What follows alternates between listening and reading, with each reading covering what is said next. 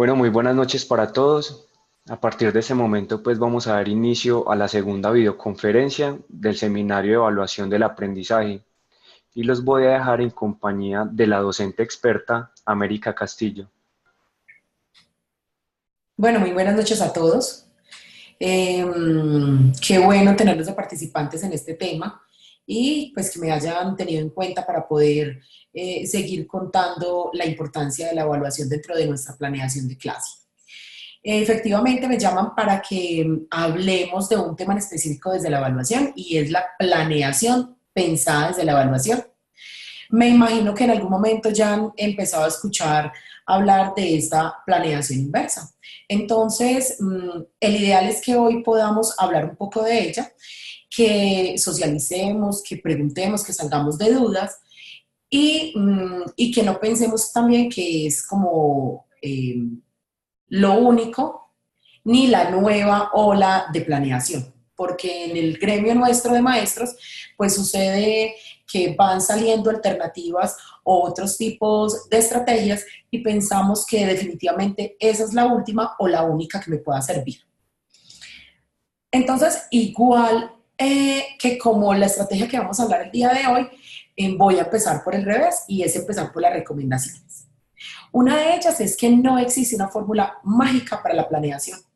A nosotros nos han vendido durante muchísimos años que esta es la única forma o que esa es la que se adecua o que esta es la más perfecta o las que van saliendo. Entonces, no existe una fórmula mágica e inclusive nos lo dicen desde el mismo Ministerio de Educación. Sin embargo, nosotros tendemos a casarnos con la que bueno, a veces ni siquiera es con la que se adecua a nuestras clases, sino con la que mejor nos conviene a nosotros como maestros. Y efectivamente la que vamos a hablar el día de hoy no es la más recomendada si estoy pensando solamente en mi estrategia. Entonces, no existe fórmula.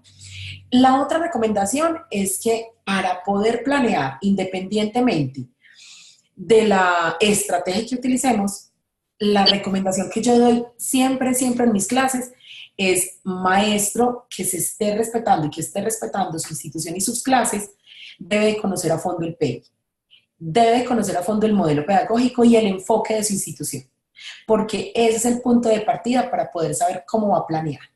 Porque no podemos seguir pasando los maestros de institución en institución cada vez que nos rotan o que nos trasladamos o que cambiamos de domicilio con las mismas planeaciones de las mismas formas y con los mismos pasos que lo hacíamos de manera anterior. Entonces, para eso es necesario el modelo. Recuerden que cada modelo nos dice cómo se hace la planeación, cómo es el paso a paso. Entonces, por más que yo quiera colocar mi toque personal dentro de mis clases, es necesario conocer ese modelo, ese PEI y el enfoque, obviamente atendiendo a esa misión y visión que quiere la institución. Porque si no hacemos esto y seguimos pasando por todas las instituciones, que donde llegamos desde el primer día, nos están entregando solamente una carga académica y tantos libros para que planee, pero no sabemos de más o solamente conocemos acerca de la institución en las épocas de semanas institucionales, principios de año o porque me tocó en una de las comisiones. Entonces, es importantísimo porque si no, independiente de la planeación que tengamos, va a seguir siendo deficiente a los logros que quiero alcanzar. La otra es recordar que los estándares son solamente un mapa de trabajo. También nos vendieron la idea hace muchísimos años, desde el 96, 97, que empezaron a salir lineamientos, estándares y todo, nos vendieron la idea que los estándares eran lo último y no podíamos cambiarlos y no podíamos modificarlos. Son exactamente como un mapa. ¿Qué hace un mapa? Me traza una guía, pero yo decido qué estrategias, qué actividades, qué logros son los que deben alcanzar mis chicos y no son los mismos de la institución de enseguida ni de la de más allá.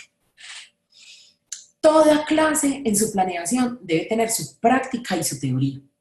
Es indiscutible. No podemos seguir pensando que entonces la teoría no es necesaria y que las clases solamente son prácticas y absolutamente nada de teoría o viceversa, yéndonos a extremos. Es necesario siempre una parte de contextualización, de teorización solamente que es medir los tiempos de no tener mucho espacio grande en solo teoría y que tampoco se nos convierta en lo contrario y que es la clase solamente es la práctica, siendo esta muy significativa, pero también es necesario contextualizar. Preparar a nuestros estudiantes y a los maestros para la posición frente a la evaluación.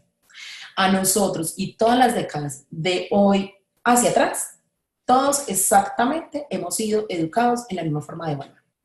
No existe otra distinta. La palabra evaluación nos causa temor físicamente, nos causa trauma, nos causa nervios, estrés, pero no nos causa nada bueno. A nadie le parece chévere que lo evalúen así sepa del tema, así lo haya estudiado muchísimo. Siempre va a causar eso. Y la evaluación no debe llegar a ser, no es eso. Se supone que debemos de evaluar lo que yo ya he practicado, he aprendido y es lo que vamos a aprender con este tipo de planeación y de estrategia. Por tanto, por eso hay que preparar a los estudiantes y a los maestros, porque nuestros maestros siguen evaluando como no nos gusta que nos evalúen en la universidad, pero ¿cuántos seguimos aplicando la misma forma? Y no la cambiamos.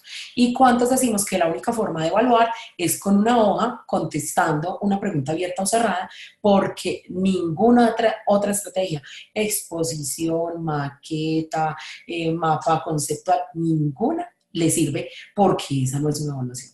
Y estamos muy equivocados en ese rol.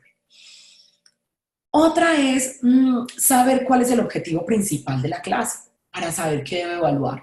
Porque es que una evaluación no es hacer 5 preguntas abiertas o cerradas y no es tirar cualquier papel con unas preguntas que me encontré en internet como interesantes, que a mí me parece que pueden, que los niños pueden alcanzar. La evaluación tiene que ser totalmente responsable, pensada en esos objetivos que yo me había planificado, que me había propuesto y que así me permitan alcanzar lo que quiero. Finalmente, conocer al estudiante que se tiene enfrente. Porque si yo sé que mi estudiante es un pez, ¿por qué lo evalúo como un cuadrúpedo? Entonces yo tengo que saber cuáles son las características de mis estudiantes, qué les gusta, cómo aprenden, cuáles son sus mejores habilidades. Recordemos que la evaluación no es para corchar y esa ha sido nuestra estrategia. Mi evaluación, yo me siento grande y fuerte cada vez que voy a hacer una evaluación, solamente porque sé que voy a descabezar a unos cuantos. Y la evaluación debe de ser es una herramienta, un acompañamiento, más no el causar esa sensación en los demás, en ambas partes, tanto en maestros como en estudiantes. Entonces tenemos ahora sí, ¿qué es la planificación inversa? La planificación inversa es una estrategia muy nueva, por así decirlo, 2011 más o menos empiezan a hablar de ella. Y vamos a hacer como primero una comparación de cuál es nuestra planificación habitual y cuál es la planificación inversa. Lo primero y la que todos conocemos es que planeamos de la manera clásica. Nos enseñaron desde las escuelas normales o desde las licenciaturas o, bueno, o por práctica, sencillamente, nos enseñaron que ambientamos la clase y para la ambientación usamos una canción o para la ambientación usamos un chiste o sea, una cosa chiquitica que no pasa de decir mínima en segundos. Es más, nos lo recalcaron siempre cuando estuvimos en el pregrado. La ambientación no pasa de 5 minutos, restándole importancia a una apertura de un tema. Después nos dijeron, lánzale el contenido. Y nos tiramos a lanzar un contenido que a veces son extremadamente extensos, perdiéndose la calidad del mismo. Nos dijeron que hay que hacer una aplicación, entonces hacemos un primer taller, después una evaluación, la de siempre, no hay otra forma de evaluar diferente, y después hay unos compromisos, que es las tareas que enviamos a las casas. Este tipo de planeación que hacemos hasta este momento en cualquier institución educativa, pública, privada o de educación superior, es exactamente igual y está centrada solamente en alcanzar los logros. El estudiante alcanza o no alcanza, sabe o no sabe, pero sabe o no sabe o alcanza o no alcanza lo que yo puse, desconociendo lo que él puede darme de otras maneras, mostrándome cómo más me lo puede enseñar. Sin embargo, la planificación inversa, entonces, Bueno, discúlpenme. Entonces, esta planificación habitual está centrada en eso, en transmitir esos conocimientos. La enseñanza se convierte en algo casual. O sea, si me aprenden dos, perfecto. Eso es ganancia. Los demás no nos interesa. Porque es que a mí me toca seguir con el currículo, me toca seguir con el plan de estudio. Entonces, se da y se torna es por casualidad. Y esa evaluación es lo último que determina si sabe o no sabe. ¿Cierto? Esa evaluación termina siendo la cereza del pastel, porque todo lo anterior, toda la tarea, la investigación, su participación en clase y otras cosas no son tenidas en cuenta para ello. La planificación inversa, en cambio, entonces nos está proponiendo, por un lado, que lo hagamos en 3 pasos. ¿Listo? Y por el otro lado, nos está diciendo que se centra en el aprendizaje. Aquí las experiencias son significativas totalmente. Por tanto, nos garantiza que los estudiantes están aprendiendo. La planeación se hace de manera anual, pero la planeación no está en llenar un montón de temas. Quiere decir, si el maestro en un primer periodo trabajó 3 temas o 2 temas, pero los hizo a profundidad y los niños los manejan súper bien, está bien. Ahora, hay que hacer una selección de temas. Yo no puedo decir que voy a hacer cualquier tema solamente porque no lo domino o no lo manejo. Hay que hacer una selección responsable de esos temas. Se relacionan con su entorno y con su vida, que sabemos que lo que nos califican en las pruebas de los estándares, las pruebas estandarizadas que nos hacen presentar de manera anual, que el niño sepa llevar a la práctica y sepa contextualizar ese aprendizaje. Esta preparación y planeación está centrada en el estudiante. Volvemos a lo mismo, a las recomendaciones. ¿Por qué debo de conocerlo? Porque la planeación debe estar hecha para él, no para mí. Debe estar pensada en él, ¿sí?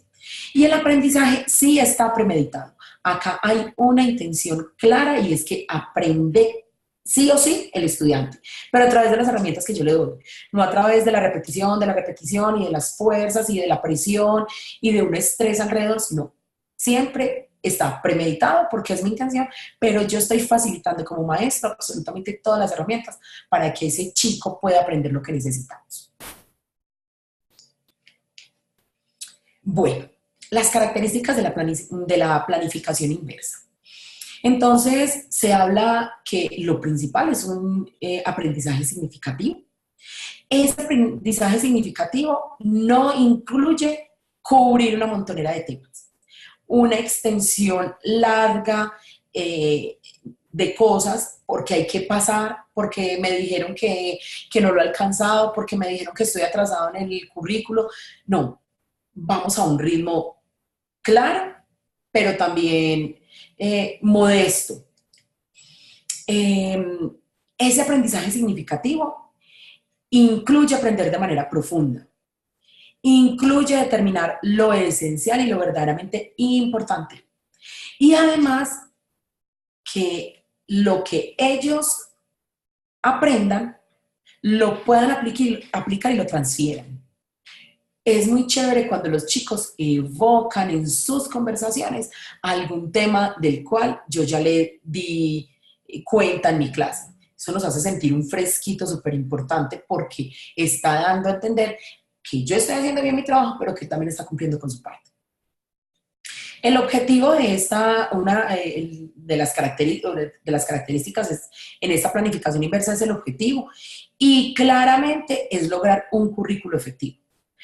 Vuelvo a decirles, desde el principio hablamos de revisar modelo, PEI, enfoque, y ese currículo también tiene que ser acorde entonces a lo que queremos, porque si no van a venir siempre entonces las dificultades con los administrativos de no estar haciendo lo que está escrito para esa institución en especial.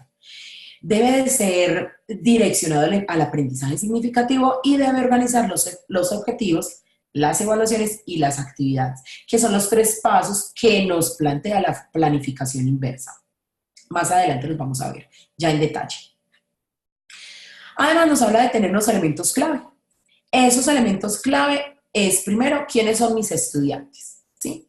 qué intereses tienen y cuál es su forma de aprender. Nos jactamos muchísimo de hablar de las inteligencias múltiples, nos llama la atención, leemos y de pronto hasta identificamos esas formas de aprendizaje en nuestros estudiantes, pero no sé hasta dónde si las llevamos en la práctica y nuestra planeación está efectivamente elaborada para cada uno de ellos. ¿Por qué? Porque aprenden diferente. Entonces, si ya estamos reconociendo que existen aprendizaje, que existen inteligencias múltiples, ¿por qué todavía me sigo haciendo el de la vista gorda frente a una planeación? Yo sé que nos queda difícil. No, nadie dijo que cambiar este paradigma, ni las costumbres, ni la tradición va a ser nada fácil. Pero si no empezamos desde ahora, y mucho más con las personas que están en el nivel de estudio que ustedes están logrando, entonces, pues tampoco lo vamos a hacer nunca y seguiremos por décadas y el resto así. Otro de los elementos claves es que debe ser esencial aprender desde los objetivos.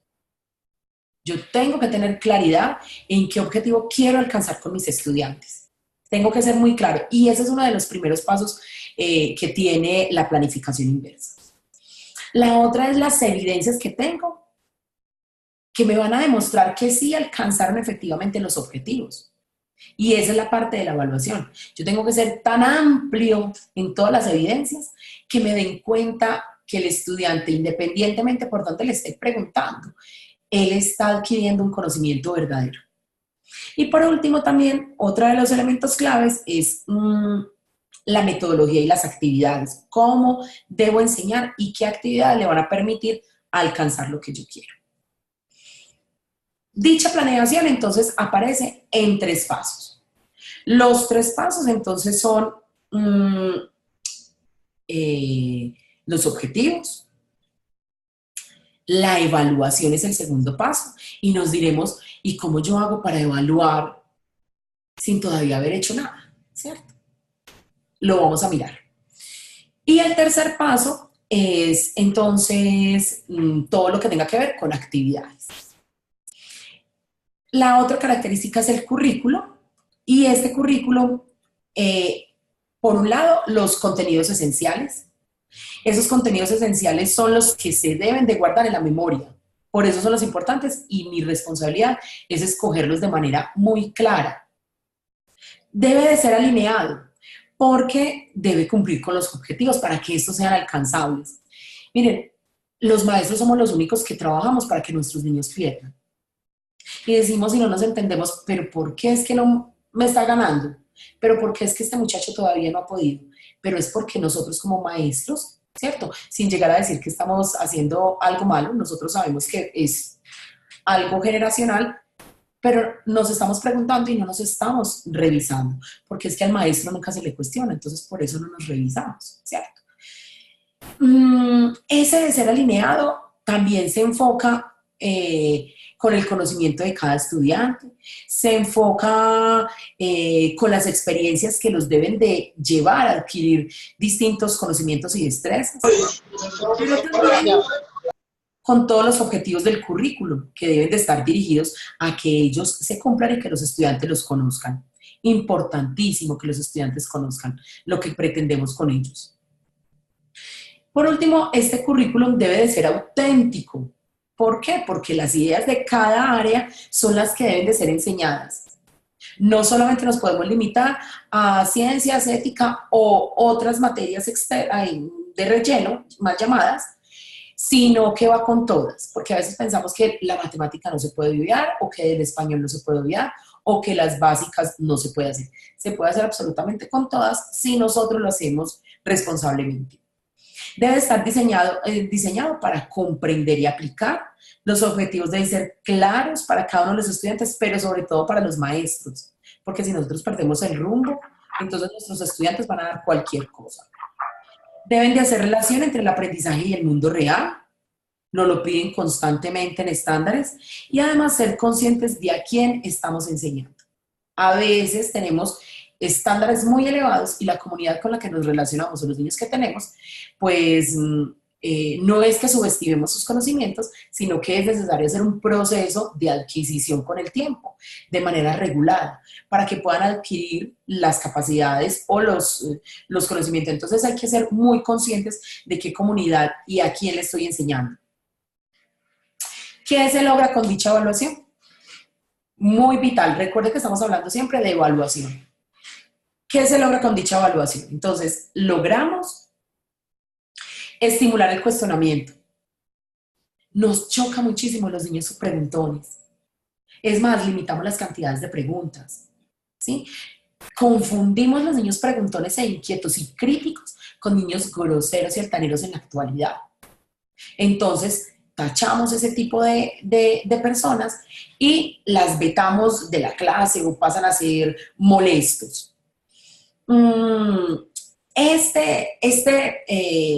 Esta planificación inversa logra además provocar un pensamiento profundo y reflexivo.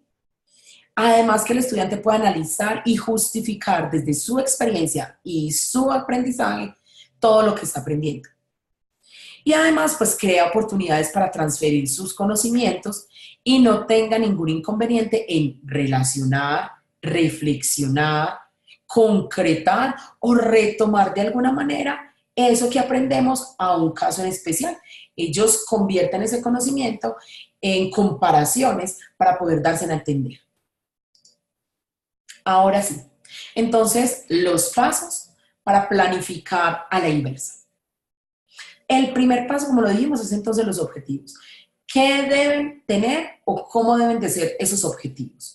¿Listo? Lo primero es que, pues, lógicamente, pues van a empezar con un verbo, pero esos objetivos deben ser evaluables. Cuando hablamos de evaluables, no les estoy colocando una cuantificación.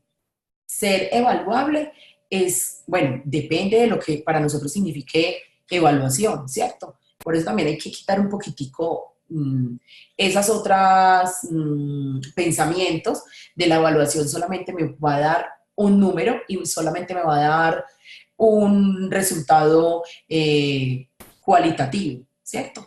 Como siempre demarcando o etiquetando a los chicos. Entonces, deben ser evaluables y para que sean evaluables, pues debemos de ser muy estratégicos y muy pilosos cuando estemos organizando la evaluación, que es el segundo paso. Deben ser claros y específicos. Son el punto de partida. Si yo tengo claro el objetivo, los chicos lo van a tener.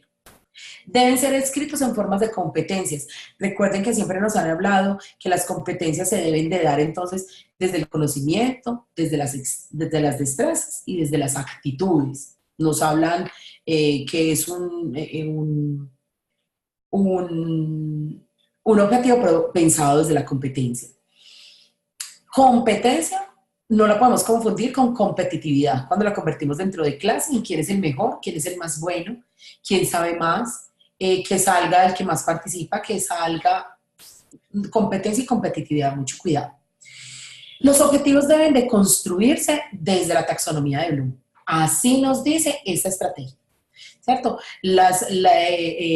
Wiggins, cuando hablaba y escribía este tipo de planeación, nos decía, sí o sí hay que tomar la taxonomía de Bloom.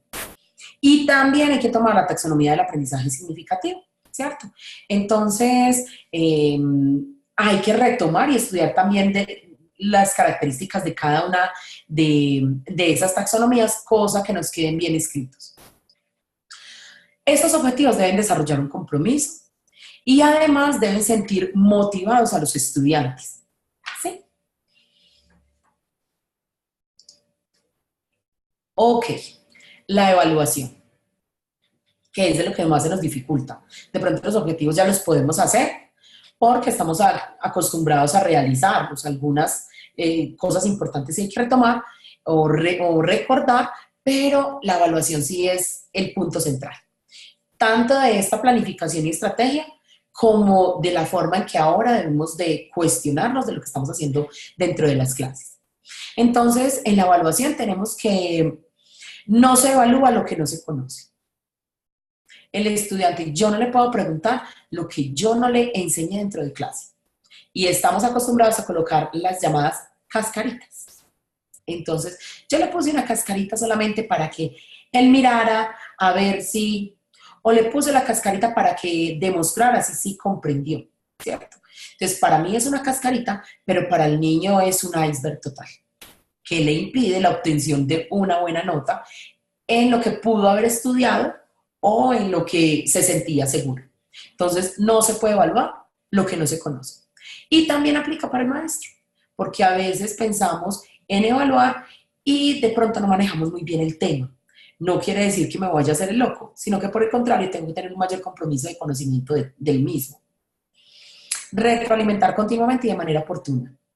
Para poder evaluar, la evaluación no puede ser solamente de un día, en un espacio, porque termine un tema. La evaluación debe ser continua. Y continua no es que haga evaluaciones cada 8 días. Y de manera oportuna no es que tenga un espacio específico. Continua y de manera oportuna es que yo como maestro evoque en las clases que estoy dando continuamente, al verme todo el tiempo con ellos, los temas anteriores, no para evaluarlos, pero sí para recordarles a mis estudiantes que lo vimos, que lo aprendimos y, ¿por qué no?, devolverme con algunos tips sin que me quiten, obviamente, el tiempo del siguiente tema. Pero es retroalimentar, es recordarles que este tema se relaciona con el otro por algún tipo de característica de lo que vimos anteriormente. Así sí se convierte la evaluación de manera oportuna. Y yo puedo dar fe y me puedo dar cuenta si efectivamente ese estudiante lo aprendió como me lo había demostrado en la evaluación o en todo el proceso evaluativo de dicha temática o contenido. Es necesario que puedan escoger y tomar decisiones. Es muy importante. Cuando nosotros le damos a los chicos la participación dentro de la parte evaluativa, ellos van a sentir más seguridad. No debemos olvidar que en nuestra Constitución aparece que nuestra educación es participativa. Solamente que lo hemos olvidado y la participación solamente la dejamos para cuando hay elecciones. Ahí sí me interesa que el chico vaya y vote, pero la participación ha sido relegada. Siempre la tenemos tachada y para el momento de participar, ¿cierto? No les permitimos expresar, así sea para que yo como maestro le diga a ese estudiante, qué pena estudiante, no me lo sé, pero yo te prometo que va a ser mi tarea para el día de mañana. Y eso no tiene nada que ver. Nos da mucho miedo que los estudiantes también nos evalúen a nosotros con una pregunta capciosa, con una pregunta inquietante y pasan a ser molestos cuando eso lo hacen. Es necesario dar a los estudiantes oportunidades para escoger y tomar decisiones, porque ahí mismo ellos también se dan cuenta que el tomar decisiones tiene consecuencias, pero que también trae responsabilidades y que debo de ser muy responsable cuando yo estoy en esa posición, asumiendo ellos las primeras veces de pronto de equivocación, de rabia, pero después las van a retomar siendo muy consciente y pensándola de manera equitativa y en grupo. Deben existir formas múltiples para que el estudiante demuestre que aprendió. Lo decía ahora, no tenemos sino una forma para evaluar, no tenemos sino una estrategia ya demarcada. Los que mejor están haciendo su esfuerzo lo están haciendo a través de búsquedas, de evaluaciones en internet que ya están elaboradas. Y entonces las bajamos porque eso me sirve de evaluación. Pero ojo, la evaluación está haciendo sin pensarse.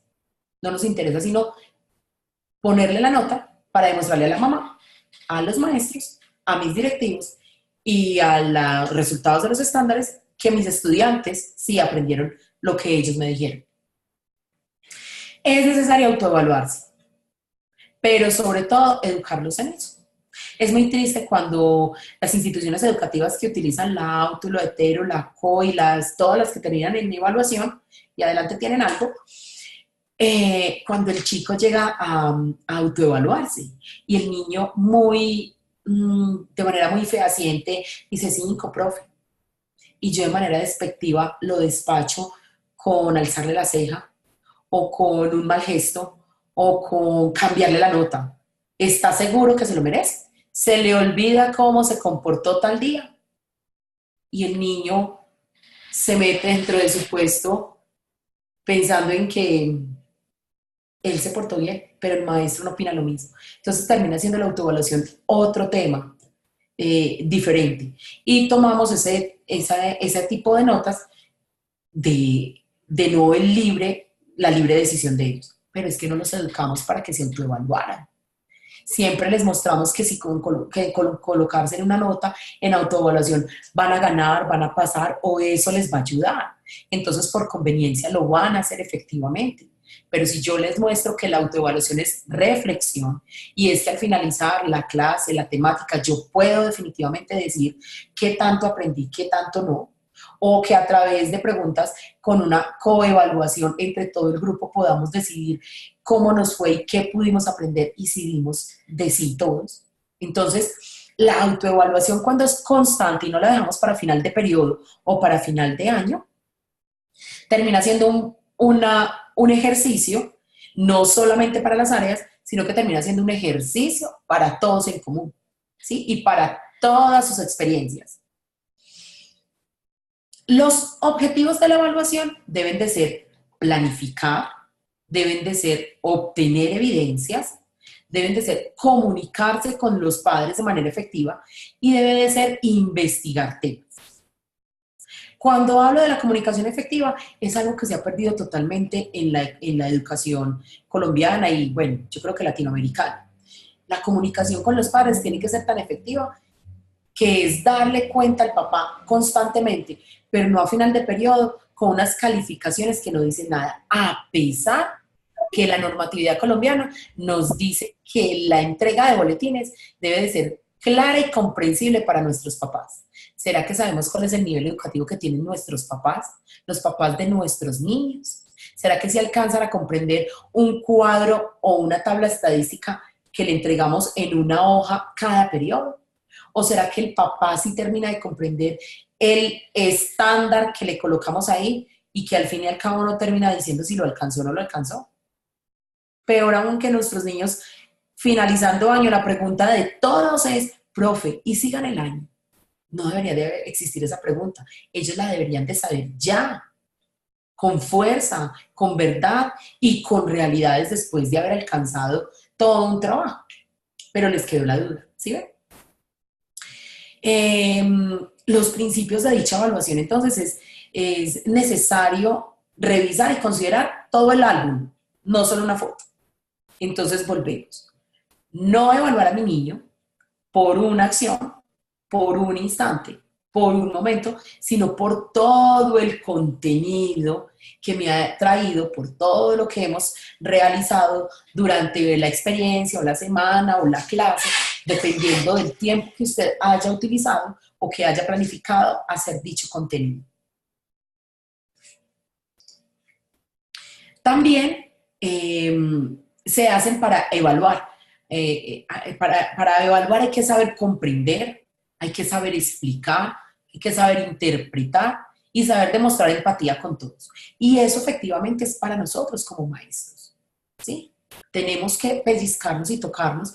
Bueno, comprendo el tema, lo explico bien, lo interpreté bien e hice que mis chicos lo interpretaran bien. Y además, ¿qué empatía tengo yo? Porque nos dicen inclusive estudios de psicología que entre más empatía tenga el maestro con sus estudiantes, y a ustedes les sucede también en este momento que están educándose, que de cierta manera el maestro que llega a ustedes, pues efectivamente es al que ustedes le prestan más atención. Por ende, les va a llevar a educarse mejor o a ponerle más cuidado o a cumplir efectivamente con los talleres y actividades. La evaluación depende de la función diagnóstica, sumativa y formativa. Se nos olvidó las clases de evaluación o nunca nos las han enseñado, ¿cierto? Y también tenemos que pensar, entonces, una diagnóstica no solamente es cuando empieza el año escolar o cuando llega un niño nuevo para yo saber qué sabe, qué tanto conoce. Una diagnóstica se hace cada vez que vayamos a empezar una temática, cada vez que estemos indagando y tengamos inquietud. O sea, la diagnóstica son esas preguntas que se dan constante entre los niños y que es una conversación amena, que por eso con la tradicional raya, porque nos dicen que el momento de amenizar y de animar y de introducir el tema es minutos. No, esa diagnóstica, entre más preguntas haya, de seguro va a ser más provechosa. Esa que es sumativa. Y esa que es sumativa, nosotros nos jactamos en la educación colombiana de decir que la evaluación es sumativa solamente porque yo hago hoy una evaluación, la otra semana otra, después otra y después otra. Y el sumarla es sumarla dividida por la cantidad de notas. Y una evaluación sumativa es la que me permite retroalimentar. ¿Será que los estudiantes nuestros, cuando nos pierden una evaluación, le estamos dando la oportunidad de retroalimentar? Muy distinto a decirle, tiene la oportunidad de recuperarla. No, es retroalimentar, porque la evaluación sumativa me lleva a eso, a que yo retroalimente a mi estudiante si hoy fracasó en este intento, pero mañana de seguro lo va a hacer mejor porque yo encontré la forma en que la aprendí. Y la evaluación formativa, que es la que me da al final de todo un trayecto, y podríamos hablar de anualidad, pero de todo un trayecto, no hablemos de nota, sino un resultado, ¿sí? Una demostración. Entonces, nosotros nos quedamos pensando y diciendo que la nuestra es sumativa, nos quedamos diciendo que es formativa porque cada periodo le damos una nota y el diagnóstico solamente para los que llegan. Entonces, ninguna de las tres funciones que tiene la evaluación las sabemos cumplir o las aplicamos de manera efectiva. Finalmente, el tercer paso que tiene entonces la planeación inversa es el diseño de actividades. Si todos acá, esos tres elementos, ninguno es más importante que el otro. Todos están sobre el mismo nivel. Y el diseño de actividades, entonces, debe de estar. Son orientadas a cada estudiante como ser individual. Y nos podemos preguntar, ¿y un maestro con 40 estudiantes esta semana? Un maestro me decía que tenía 52 estudiantes dentro del aula. Yo creo que es donde hagan una pregunta, una encuesta a nivel nacional, yo creo que es el maestro que más estudiantes tiene. Y no estamos hablando de escuelas unitarias, ni estamos un grado tercero con 52 estudiantes. ¿Cómo podríamos entonces pensar en la individualidad? ¿Cierto? Pues ahí está cuando yo me doy el tiempo en conocer a mis estudiantes. Cuando yo sé él cómo está aprendiendo y puedo trabajar de manera activa y saber que a este puedo entregarle este tipo de actividad o hacer grupos de trabajo con afinidades, pero ellos se van a sentir cómodos con la actividad porque saben que pueden responder a ella. No hay nada más incómodo. A nosotros nos sucede que nos coloquen en un grupo donde me toca a mí arrastrar o donde yo me siento arrastrada por los otros. O peor aún, en un grupo donde no sé nada de lo que están diciendo. Entonces me toca decir que sí a todo. Por tanto, esas temáticas y actividades deben de estar orientadas hacia las diferencias de ellos. Las actividades deben reforzarse de diversas maneras. Quiero decir, con actividades, con ejercicios, con imágenes, con videos, con audios, con representaciones, con todo. Por tanto, ahí es donde implica el que yo no me puedo pensar en que un tema solamente va a durar 2 horas, sino que lo puedo extender a más tiempo, cosa que les dé a ellos el momento de aprender y afianzar el tema que quieren. Los logros que ellos deben de superar no es de superar, porque ellos no van a superar nada. Ellos van a adquirir muchas cosas nuevas, o comprender lo que ya sabían, o ampliar lo que conocían. Y otra cosa es, las actividades deben de estar con una intencionalidad. En este mundo de maestros, sabemos que nos llegan todo el tiempo actividades y nos dañan o nos truncan las actividades que tenemos planteadas. ¿Por qué? Porque hay que cumplirle al gobierno, hay que hacer la actividad de X, hay que hacer la de más allá, llegó algo nuevo, llegó la visita, hubo paro, y hay un montón de actividades que obviamente nos truncan la intencionalidad, no llegan los reemplazos de los maestros. Entonces, por tanto, nuestros niños terminan haciendo cualquier cosa. Lo importante es que estén ocupados. Y eso nos dicen los administrativos, los rectores y los coordinadores. Lo importante es que estén ocupados. Téngalos allá quietecitos. Póngalos a hacer cualquier bobada. Entonces nosotros, muy obedientes, lo que hacemos es imprimir una fotocopia o inventémonos una sopa de letras. ¿Qué intencionalidad hay? De seguro la sopa de letras puede ser muy importante en otro contexto planificada, pero no puesta a la deriva, a lo que ellos quieran y puedan hacer. Este plan de esta planificación inversa nos hace unas recomendaciones finales para poder obtener un aprendizaje significativo. Entonces, entre ellas nos habla menos instrucción dirigida, ¿cierto? Nosotros somos dueños del panel, del tablero y nadie más lo puede tocar. Menos pasividad del estudiante. Entre más quietecitos y calladitos, para nosotros en la actualidad, dice que es mejor. Se nos olvida que ellos son explosivos, que ellos traen dinamita, que son niños que vienen de otra materia, que vienen de otra galaxia y queremos aquietarlos como en los años 20. Menos transmisión de información por parte del maestro, menos construcción, más construcción conjunta, ¿cierto? Porque esa es la idea, que entre todos podamos pensar. Y compañeros, pueden darse cuenta que al hacer esa construcción conjunta, no solamente se aprende de matemáticas, de ciencias, sino también de ética y de ciudadanía. Y van a estar preparados efectivamente para presentar unas pruebas cuando les estén hablando de esas competencias ciudadanas de las que tanto nos hablan. Menos motivación basada en premios y castigos. Nos acostumbramos a que anteriormente era castigo, castigo sí o sí.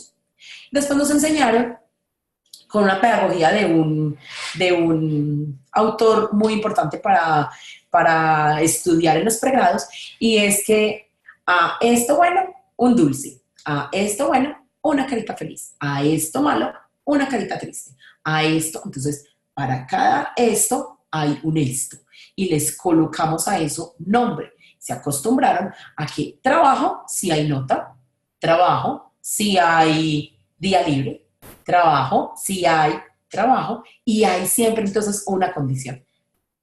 Siempre hay una condición. Y yo no puedo trabajar por eso, yo puedo trabajar y estudiar por la satisfacción. Menos tiempo de clase dedicada a llenar espacios en blanco, porque entregamos hojas, mire a ver qué puede hacer. Menos libros de texto descontextualizados, memorísticos y repetitivos. Así sea el de la última marca, el del año acabadito de salir del horno, no van a dejar de ser textos donde hay que rellenar, memorizar y después decirle al maestro qué fue lo que aprendí. Menos memorización de hechos y fechas, menos calificaciones y competir por notas, menos grupos de nivelación y separaciones por niveles, porque estos son los que saben, estos no, allí dejemos al que ni fu ni fa. Menos uso de pruebas estandarizadas, yo sé, eso de las pruebas estandarizadas no depende de nosotros, porque nuestros países todos están compitiendo a nivel mundial por un ranking, ¿cierto? Y peor aún, nos castigan cuando en las evaluaciones nos va mal a nivel institucional. Y eso es a lo que más miedo le tenemos, cuando nos castigan o nos señalan, porque entonces perdí el año como maestro. Más aprendizaje activo, más aprendizaje que incluya movimiento y participación del niño, más maestros con roles, no solamente el rol de ser maestro y ya, y este soy yo, sino más maestros con roles, más responsabilidad transferida a los estudiantes. Nos dan miedo porque la dañen, porque no lo hacen, porque no me cumplen, porque, pero hay que aprender a darles responsabilidades, que ellos nos puedan cumplir y después, de manera continua, pues sumarles un poquitico más o subirles de nivel. Más principios de democracia vividos en el aula, más actividades de cooperación y más actividades a las necesidades afectivas. En resumidas cuentas, esto es algo pequeño acerca de la planeación, de la planificación inversa y pensado pues desde la evaluación. Ahora pues estoy como dispuesta a que empecemos a charlar o a entablar algún tipo de preguntas e inquietudes que ustedes tengan acerca de esto y en la medida de las posibilidades pues contestarles, ¿cierto?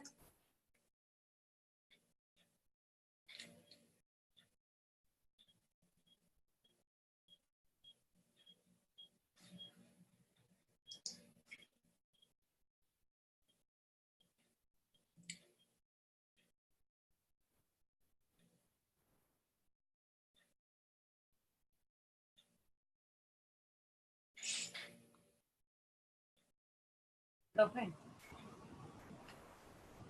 Maritza, dale. buenas noches.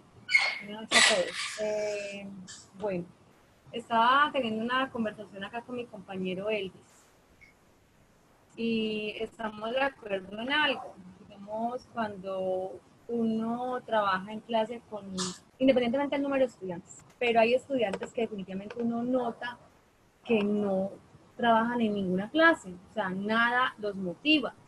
Y uno dice, bueno, entonces ahí, ¿qué hago? Yo, por ejemplo, tomo mi ejemplo, tengo un grupo de sexto uno que es bastante complejo, hay gran variedad de estudiantes allí, y ya yo los coloco tenemos un libro guía que tenemos que llevarlo, no es por gusto, entonces yo los pongo a trabajar en el libro guía, los pongo que hagan diálogos entre ellos, a que salgan y expongan el diálogo, a que participen, a que hagan dibujitos, a que coloquen las partes, digamos, de la cara donde es, diferentes cosas, ¿sí? Y les califico en diferentes momentos, no solamente la tarea, el trabajo grupal. Hoy, por ejemplo, los coloqué a que fueran los compañeros que se calificaran entre ellos, que cambiaran cuaderno, y entonces íbamos en el tablero diciendo cuál es esto, qué significa esto, ellos mismos iban calificando.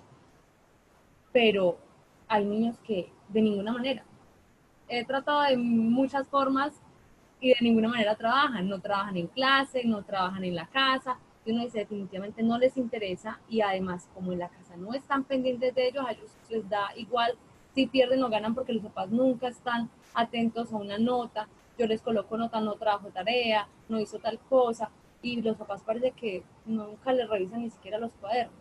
Se les hace reunión, se les dice cómo están de mal, y los papás se comprometen y luego se van y se olvidan del compromiso. Entonces creo que a veces en ese sentido ya es difícil, uno puede intentar de mil maneras, pero si no hay compromiso de los estudiantes y sobre todo de los padres con los niños que están en sexto, es como complejo. Entonces ahí ya, ¿qué hacer? Bueno, mira, es muy cierto y me imagino que muchos se sienten identificados con la misma situación, pero hay que saber también que también tenemos que indagar el contexto. Mira que tú lo estás diciendo, no hay compromiso de la familia. Hoy un estudiante me decía, estaban elaborando un detalle para llevar a las familias. Es ausente de padre, padres separados, mamá con múltiples novios, papá con dificultades de consumo. Y cuando estábamos elaborando la actividad, pasaba por un lado y iba diciendo, es que yo no la pienso hacer, a mí eso no me interesa, yo no necesito llevar regalos a mi casa. Entonces me devolví y le pregunté, ve, pero ¿por qué? Y me dijo, es que es inútil, yo voy a llevar el regalo y el regalo va para la basura. No te estoy hablando de un niño estrato 1, te estoy hablando de un niño estrato 6. ¿Ves? Antes de contarte esto, podemos pensar la ausencia y que la relacionamos muchas veces con las falencias económicas de casa, ¿cierto? A veces no es eso, sino el contexto en el que ellos andan. Le decía físicamente, Jero, lo que pasa es que el regalo tú lo das con amor, tú lo haces con amor, lo hacemos pensando en sentir bien a alguien, pero si la otra persona lo recibe de mala manera, esa persona va a cargar con esa culpa. Tú no puedes cargar con ese tipo de cosas. Entonces resulta que nuestros estudiantes que son apáticos, pues siempre nos está rodeando dificultades familiares, sociales. No sabemos también qué ha sucedido atrás o qué sucede en la actualidad, tocamientos, consumos, tantísimas situaciones. Pero yo te digo que no hay ningún estudiante que no quiera aprender, ¿sí? Ellos están ahí y se están haciendo los fuertes y nuestra labor es buscar la comba al palo, como dice el dicho, ¿sí?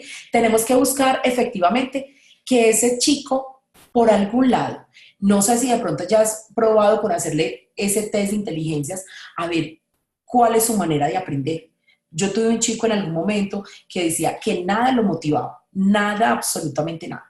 Una vez trajimos a un profesor de música y él quedó estupefacto.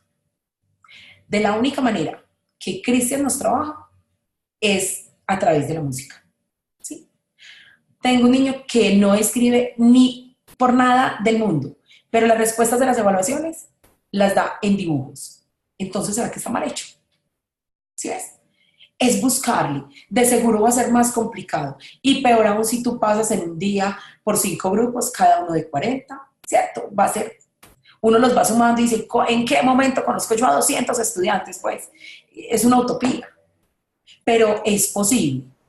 Es mejor empezar desde ahora, porque si nos demoramos más, pues va a seguir siendo nuevas generaciones, nos vamos a demorar en conocer otras nuevas metodologías que le apliquen a ellos y porque esto nos va a funcionar hoy, nos puede funcionar el otro año, pero dentro de 2 años de pronto ya no nos va a funcionar. Entonces sí es importante conocer todo ese contexto de nuestros niños, darnos a la tarea de que nos interesa qué está sucediendo en casa. Profe, vea, el grupo tiene bastantes dificultades con el aprendizaje. De hecho, pues ellos están con el grupo de apoyo, varios de ellos están allí y pues he logrado que unos que el periodo anterior estaban con todo en uno, este periodo empezaron igual, entonces yo empecé a hablar con ellos. Empecé a hablarles, a decirles si querían, que si no les gustaba el inglés yo les entendía, que a mí muchas cosas en el colegio que no me gustaban, pero que cuando uno pierde le va a tocar reponer ese tiempo perdido, le va a tocar volver a ver nuevamente esa materia, entonces que hay que esforzarse para no tenerla que ver. Yo les digo, es como es una estrategia, no la quieres verles, entonces esfuérzate para que el otro año no te toque repetirla, para que termines rápido y no te quedes en el mismo grado repitiendo lo que no te gusta. Después de eso ya varios niños como que reaccionaron y lo mismo, o sea, yo he intentado varias formas, el tablero, la oralidad, dibujos, las actividades del libro, pero hay unos que definitivamente a ninguna actividad responden, eso es lo preocupante. O sea, yo he intentado de muchas maneras, porque yo sí entiendo eso y entiendo que a algunos niños les gusta dibujar, no entiendo que a algunos no les gusta el dibujo porque dicen que no saben dibujar y les queda feo, a algunos les gusta exponer, a otros no. Entonces yo he tratado de muchas formas, pero hay unos que definitivamente no. Y luego se paran, hoy me da risa con uno porque se paró y me dijo, profe, ¿yo qué tengo? Y yo le dije, pues, ¿tú qué tienes? Uno. Ay, tengo puros unos. Le dije, claro, mijo, si usted no me entrega tareas, si usted no me hace actividades, si usted no me trabaja en clases, si usted no sale al tablero, ¿qué vas a tener? Unos. Ay, profe, y si pierdo este periodo, entonces ya pierdo el año. Yo, pues, mi amor, si sigues así como va, seguramente sí vas a perder este año. Tienes que poner las pilas. Entonces lo hice firmar ya acuerdo en el control, le dije que tenía que ponerse al día con las actividades. O sea, hasta ese punto llego. Yo ni siquiera les digo, no, ya no entregó a la fecha, ya perdió. No, yo les doy la oportunidad de que incluso antes de finalizar el periodo se puedan poner al día con algunas actividades para que la nota pueda levantarse, para que ellos demuestren que sí pueden. Pero a veces ni siquiera eso. O sea, al decirles, mira, estás perdiendo, puedes ponerte al día, estás a tiempo, no ha terminado el periodo, ni siquiera eso les sirve. Profe, ¿y tu planeación es tradicional? Como la que nos han enseñado y que todos aplicamos. O sea, tu planeación es la misma. Pues, orientación, desarrollo del tema, pues. Yo les explico de qué tema vamos a hablar, o sea, de introducciones, vamos a hablar de tal tema, explico en el tablero qué es, doy ejemplos, hago las oraciones, las hablo, les digo cómo se pronuncia, las pongo en el tablero, luego los coloco que la hagan, bien sea del libro, bien sea que les ponga a hacer la oración ellos mismos en el cuaderno con algunas de las cosas o herramientas que tienen allí en el libro, que las implementen y las trabajen allí en su cuaderno, pero no sé. Luego revisamos, por ejemplo, revisamos en el tablero, a veces reviso yo y entonces les digo, bueno, acaba esto, me dicen si lo tienen bien, si no, cuál les quedó mal, ellos inmediatamente empiezan a participar, o les digo a ellos, a ver, dígame usted tal oración, dígame usted tal otra, o salga usted y hágalo en el tablero, o por ejemplo, como hoy, califique usted al compañero, cambiemos de cuaderno, corregimos, ¿por qué le quedó mal? Porque no usó esto, pero aún así, o sea, no se ve el progreso. Ya. Sí, yo te invito a darle esa revisada, ¿cierto? A darle esa miradita a ese contexto de ese chico o de ese grupo en especial. Gracias a Dios todos los grupos no son iguales, son como los dedos de la mano, todos son diferentes. Por lo mismo, todos tienen una función. Si nos falta alguno, algo va a suceder en mi cuerpo y en mi ser. Pero qué bueno tenerlos a todos acá porque algo van a aprender, ¿cierto? Te recomiendo mucho de pronto empezar a mostrar las habilidades que ellos tengan. las afinidades, para que ellos también se puedan sostener de ellas. Y al conocer lo que les gustan, las pasiones, pueden encontrar inclusive una temática en especial que los una, o un programa en especial que los una y que los tenga más amarraditos. Entonces es buscar lo común de su edad, de las habilidades, bueno, de todo ese tipo de cosas. Y cuando logramos esa cohesión social, por eso hablábamos de la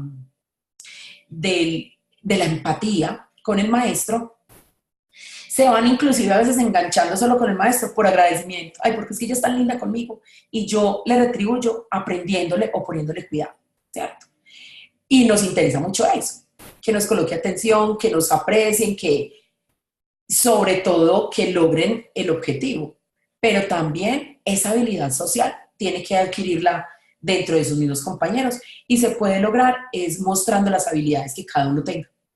Pues podría ser una recomendación a ver qué te puede ir y no desfallecer, porque no va a ser la primera vez ni el primer grupo. Sabemos que eso va a ser de siempre, que el hecho de que tenga esa planeación buena y todo, no quiere decir que el estudiante vaya a desaparecer con esas actitudes, sino que quiere decir que comprende diferente y yo voy moldeando todo, ¿cierto? Listo, profe, muchas gracias. No, a ti.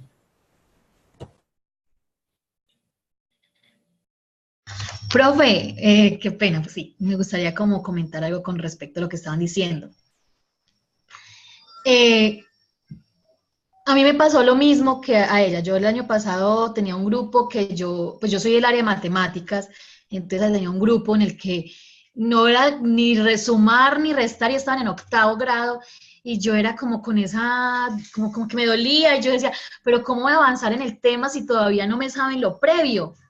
Entonces muchos compañeros siempre me decían, no es que usted no vino aquí a que ellas aprendan, sino que usted solamente viene a enseñar. Y yo, pero no es justo, porque yo quiero que ellas aprendan. Para mí el objetivo de docente es que aprendan. Entonces fue un proceso, no fue un día para otro, no fue de todas. Y entonces yo comencé a recordarles y lo que usted decía, los tips, cada vez. A mí me gusta es cambiar de rol, que las estudiantes sean como las que muestran, las que salen al tablero. Yo siempre doy el marcador, obvio, yo tengo que dar los conceptos iniciales y cuando veo que necesito explicar un problema o lo que sea, obvio tengo que ser yo, pero siempre les trato como de decir, bueno, ¿quién se anima a hacerlo en el tablero? Más que todo que yo les digo, niñas, es que hay que aprender la competencia comunicativa, pues yo comienzo a como a motivarlas.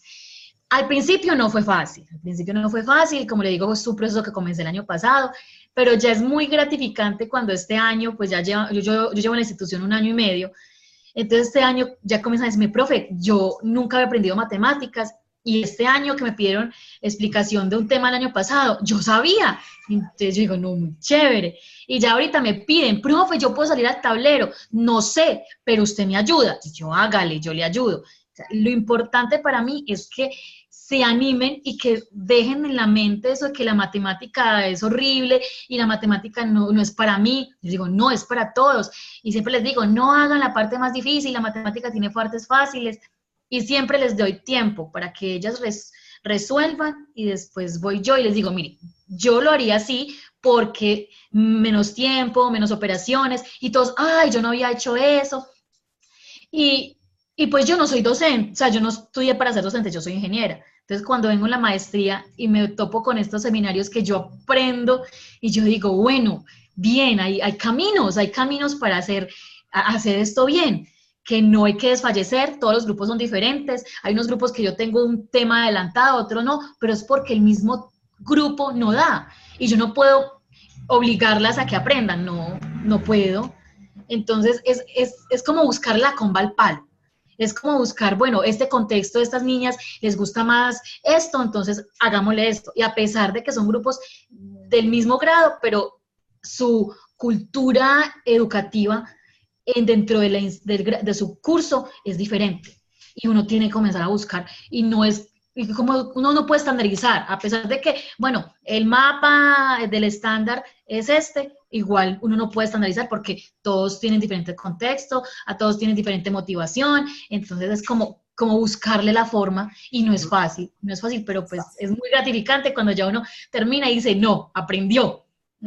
Así sea poquito, pero que yo sepa que para el año entrante esto por lo menos algo le quedó. Entonces muy chévere y no desfallecer. Muchas gracias. Caterina, mira, tú estás diciéndolo y nos estás dando la razón cuando te metiste por la parte social y la parte humana, ¿cierto? Esas características que ellos pueden alcanzar, que así sean matemáticas o sea en cualquier área, van a ser vitales. Decidiste hacerlos de matemática, el temor al tablero, el temor a participar, el temor a decir, a opinar, a dar mi punto de vista, ¿cierto? No es de gratis que nos hablen mucho y nos recalquen todo el tiempo lo de competencias ciudadanas. Es en serio, ser buen ciudadano no es recoger la basura, ser ciudadano no es solamente llevar el plato de la mesa a la cocina. Sí, o sea, eso hace parte de todo, pero ser buen ciudadano también es tener dentro de las aulas espacios muy sanos, donde se valga el hablar, el pensar. Sabemos que solamente estudiando, así sea a nivel universitario, encontramos lo mismo, el bobo, el tonto, el que no habla, el payaso, el borrachín, el no sé qué, y siempre hay una etiqueta para todos ellos.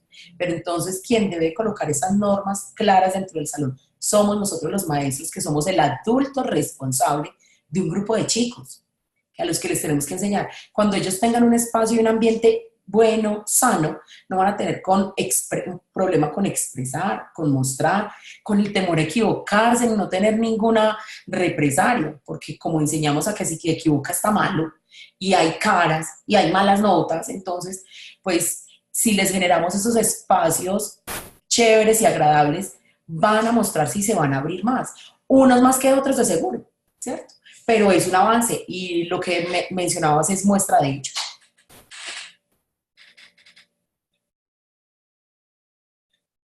Buenas noches.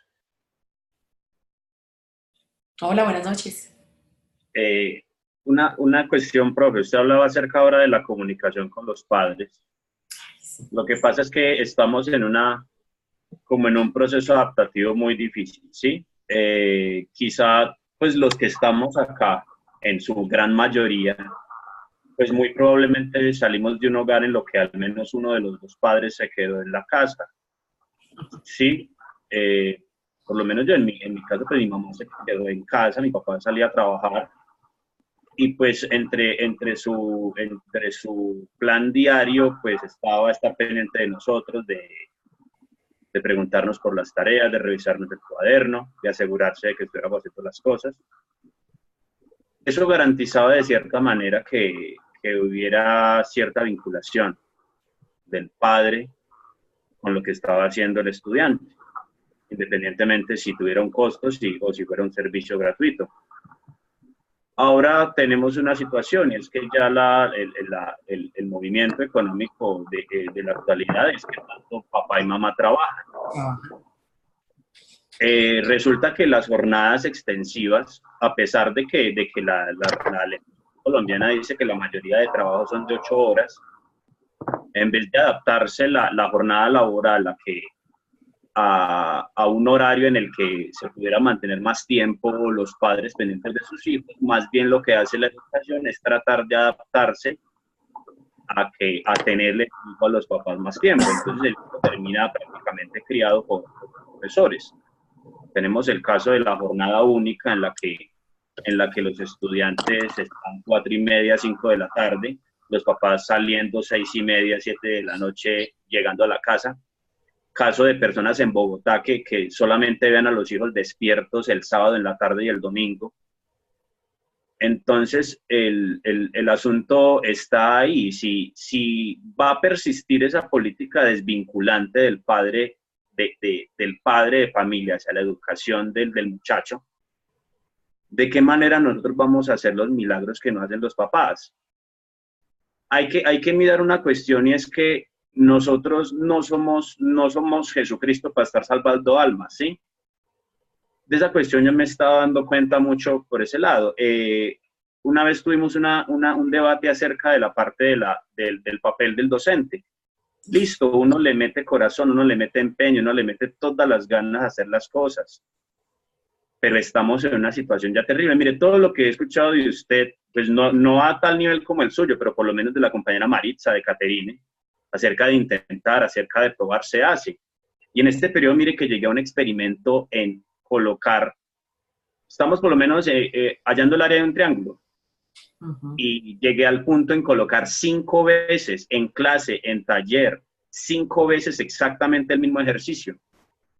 Y llego al nivel de descaro de llegar a la evaluación y poner exactamente el mismo triángulo, pero con medidas diferentes, exactamente el mismo ejercicio. Y no le voy a mentir, un salón de 40 estudiantes me demoró 7 minutos calificando. Son solamente unos. Cuando usted llega y cita a un papá, el papá usted es tan descarado que lo llama al celular de un número X, usted sin saber, ya usted con qué alma coge y le cuelga. Profesor, qué pena, ¿qué falta cometió mi hijo? No, es que no está, ¿hizo algo malo? No, no, señor. Bueno, entonces yo estoy muy ocupado, profesor, qué pena, yo trabajo. Yo sé que usted sale a la 1, yo trabajo. Hasta luego. Entonces, es muy difícil eso, y a mí sí me gustaría saber, en un sistema como el actual, ¿de qué clase de forma se espera que nosotros mejoremos comunicación con papá? La compañera Maritza decía, mando notas, ni siquiera las miran. O aún así, van los papás, le ponen la cara a usted, pero saben que ya no les van a dar más permiso en el trabajo, entonces no le van a parar bolas. Más fácil, contratan a un empleado, miran a ver dónde tienen al hijo. O sea, suena de una manera espectacular decir toda esta cantidad de cosas, profe, pero en realidad está terrible. Y entonces usted se pone a mirar, listo, nosotros nos criamos con un sistema educativo muy conservador, muy tradicionalista. ¿Qué clase de personas somos? ¿En qué momento el estudiante que se ha criado de la misma, formado educativamente de la misma manera que nosotros, va a irse por un camino torcido? Nosotros no lo hicimos. Y había también tentaciones, había también drogas, había también mucha clase de cosas feas que ocurren actualmente, sino que esa preocupación excesiva, mire, ahora llegamos al punto en el que mandan una directiva, no sé si es a nivel de solo la Secretaría Huila, pero mandan una directiva diciendo, prohibido sacar a un estudiante de clase. Entonces se para uno y llega y dice, venga, entonces ¿yo qué hago? No, lo que pasa es que son menores de edad. Entonces, ¿qué pasa en las universidades en primero y segundo semestre? Que los estudiantes son menores de edad, y si el estudiante no quiere estar en clase, el docente le dice, disculpe, si no me va a dejar clase, se retira del salón. Entonces, ese proteccionismo nos está acabando, profe. ¿Sí? Yo no soy sindicalista, ni me voy a hacer protestas ni nada, pero hay un problema de que esta profesión no está dignificada. Y parte, no del asunto salarial, sino de que están esperando que hagamos el milagro que no hicieron los padres de familia. Y eso tiene que ser una cuestión obligatoria. La educación de padres debe ser una cuestión obligatoria. Si no les vamos a cobrar con plata, cobrémosle con asistencia. 2 horas a la semana que estén escuchando sermones allá. Y le aburre, entonces, si no quiere volver señor padre de familia, entonces tenga mejor a su hijo. Pero tenemos que también botarle la pelota a donde viene la pelota. No tenemos que echarnos todo encima, profe.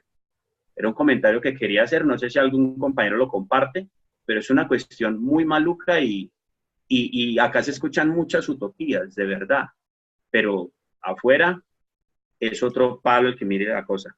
Muchas gracias, profe. Bueno, Juan, yo quiero contextualizarte un poquitico. Efectivamente, soy experta en lo del tema de evaluación y trabajo muchos otros temas de políticas educativas inclusive. Mi doctorado fue en políticas educativas, pero no dejo de ser maestra de profesión. A mí esto me mueve a diario. Por eso yo me identifico muchísimo con las realidades que ustedes nos están contando, y no son ningunas a las que yo vivo a diario, porque pues también soy maestra de matemáticas, pero al mismo tiempo soy rectora de una institución educativa, ¿cierto? Entonces resulta que me pone en muchos escenarios para comprender como los roles de cada uno de ellos. Y con respecto a todo lo que mencionaste, lo primero que quiero decirte es que sí, efectivamente, no somos Jesucristo ni somos los redentores, pero sí te cuento que da un fresquito cuando uno ayuda a estos niños. Esa satisfacción personal no tiene ningún precio, ni Jesucristo, ni misas, nada, ese fresco que nos da, ay, tan chévere. Y después encontrárselo en unos años y que el estudiante te diga, ay, mi profe, esa fue mi profe. No, eso no tiene precio y no lo tiene absolutamente nadie. Y perfecto, lo que pasa es que nosotros sí nos hemos echado cargas encima, todas.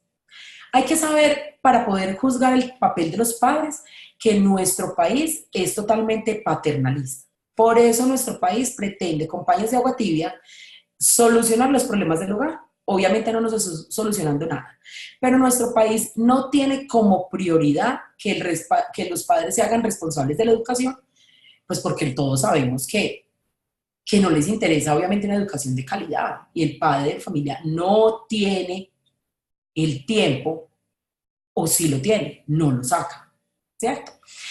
Las políticas educativas para nuestro país no están hechas para los estudiantes, para los padres de familia, están hechas para los maestros y para los estudiantes.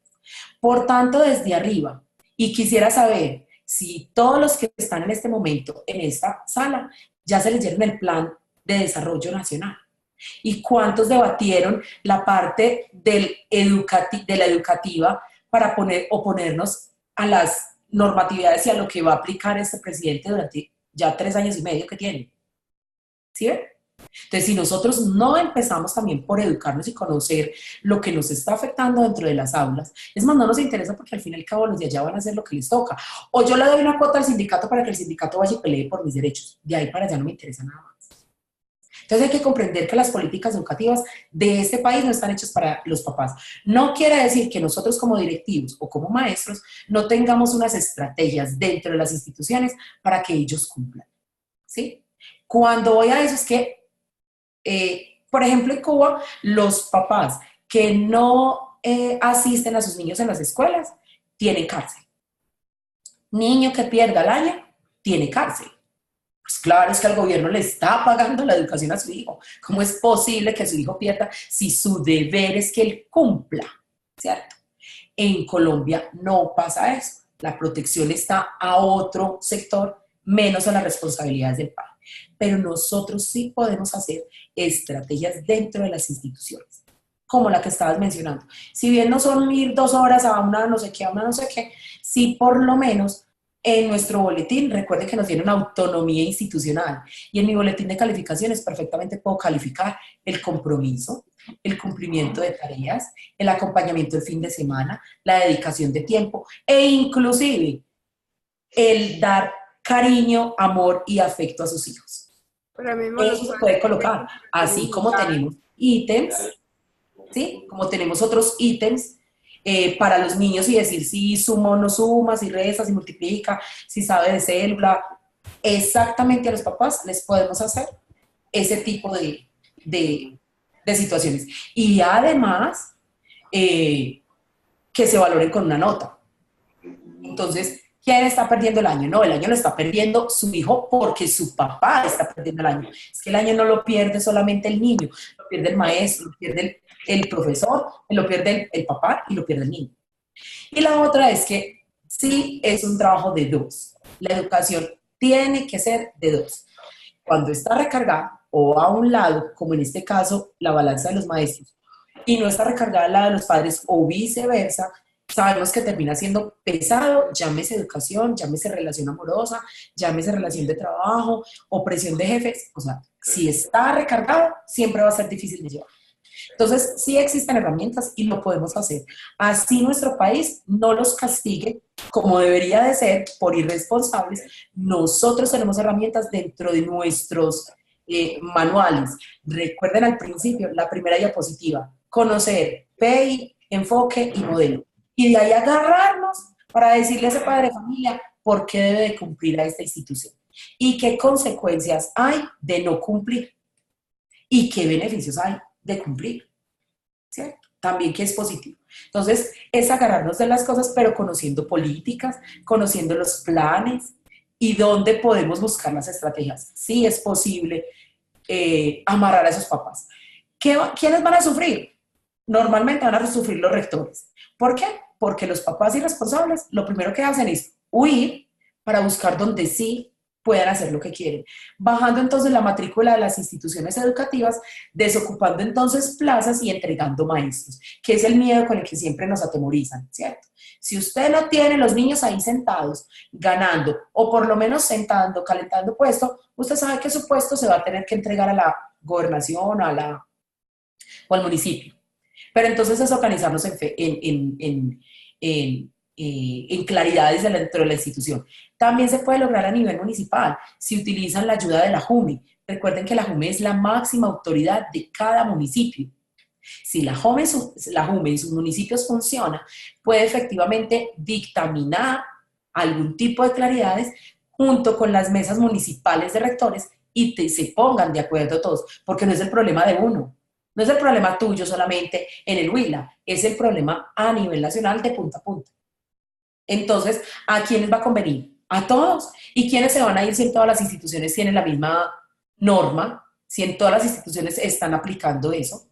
Es más, ustedes tienen el sartén por el mango porque saben que bienestar familiar, que es con el que nos amenazan muchísimo, también hace su labor cuando un padre de familia le está dando abandono, porque es violación al derecho a la educación, es violación al derecho al estar pendiente de ellos, es violación al derecho de una sana alimentación si se los llevan en la casa y no les dan comida cuando en el colegio se les va a dar. Entonces se juntan un montón de cosas cuando hay varios aliados. Entonces es importante que conozcan esa política y que se unan entre varios. En este caso, los hacedores dentro de los municipios.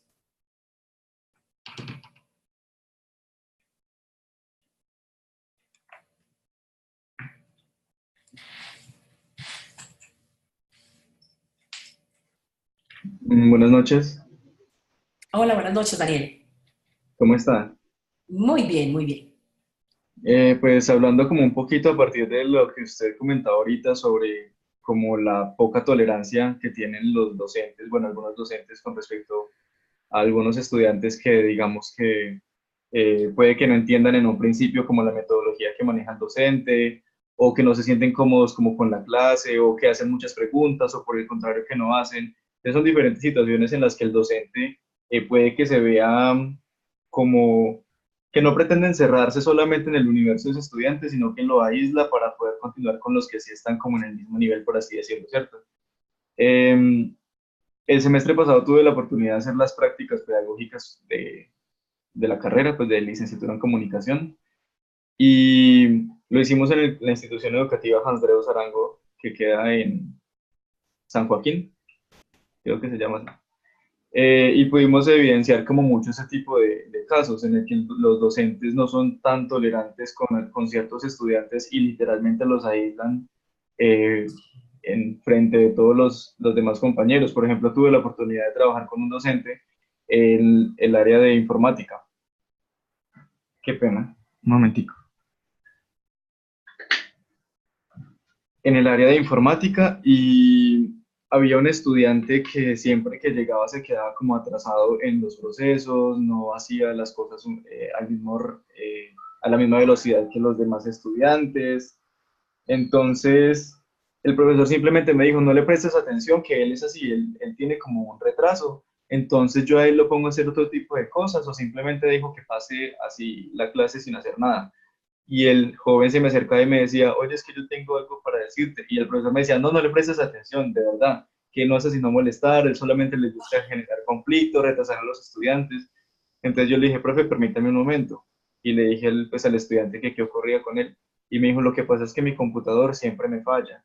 Y siempre me falla y siempre me falla y yo no puedo hacer los procesos como normalmente lo hacen mis compañeros. Y yo quiero saber si puedo trabajar con un compañero que me explique o si me puedes cambiar de computador. Y era una solución pues muy simple frente a un problema que él estaba viviendo todos los días, pero el profesor literalmente no quería escucharlo ni saber cuál era el caso que tenía él.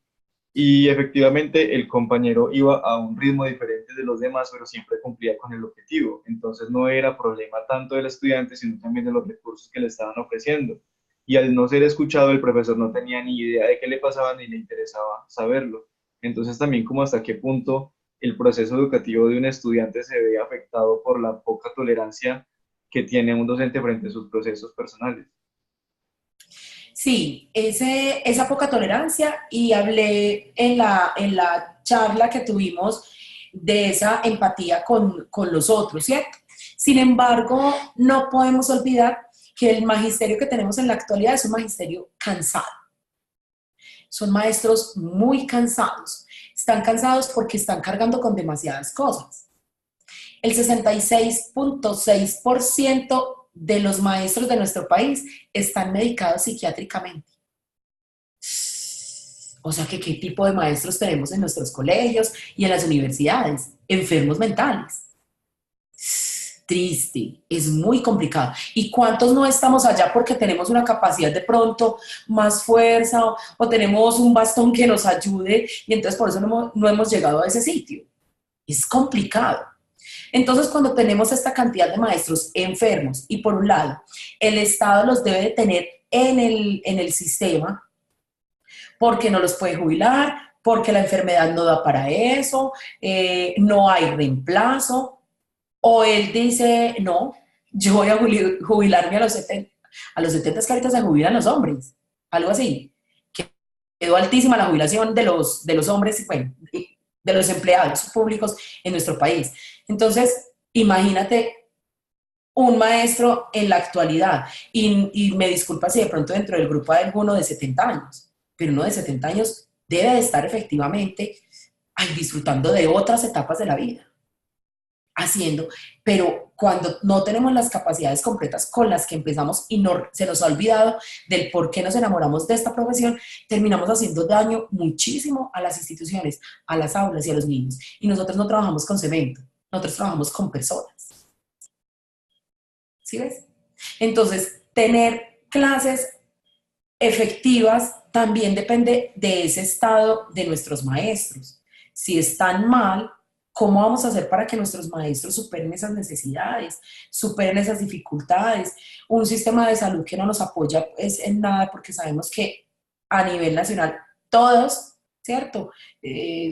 No se sabe cuál dice que es la más mala de todas. En cada departamento se pelean, quite que ahí voy yo.